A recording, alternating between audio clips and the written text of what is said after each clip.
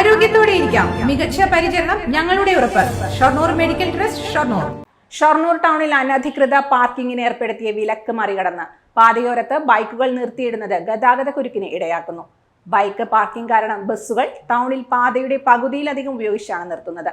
പാതയുടെ ഒരു വശം ബൈക്കുകളും ഒരു വശം ഓട്ടോ സ്റ്റാൻഡും നടുവിൽ ബസ്സുകളും. മറ്റു വാഹനങ്ങൾക്ക് ടൗണിലൂടെ യാത്ര ചെയ്യാനാവാത്ത അവസ്ഥയാണിപ്പോൾ.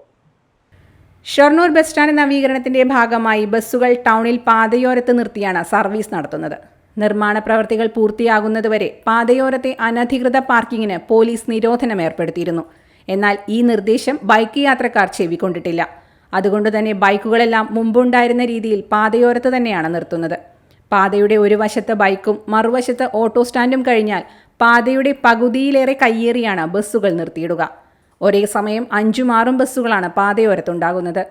പാതയുടെ പകുതിയിലേറെ സ്ഥലത്ത് ബസ്സുകൾ നിർത്തുമ്പോൾ കാറുകൾ ഉൾപ്പെടെയുള്ള മറ്റു വാഹനങ്ങൾക്ക് ടൗണിലൂടെ പോകാനാവാത്ത അവസ്ഥയാണ്. ഇത് മിക്കപ്പോഴും ഗതാഗത തടസ്സത്തിന് ഇടയാക്കുകയാണ്. തുടക്കത്തിൽ പോലീസ് നിയന്ത്രണം ഉണ്ടായിരുന്നെങ്കിലും ഇപ്പോൾ പോലീസും ഇക്കാര്യം ശ്രദ്ധിക്കുന്നില്ലെന്നാണ് പരാതി.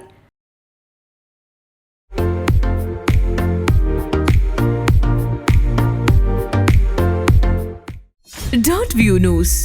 കാഴ്ചകളാണ് ലോകം. കണ്ടു തുടങ്ങുക.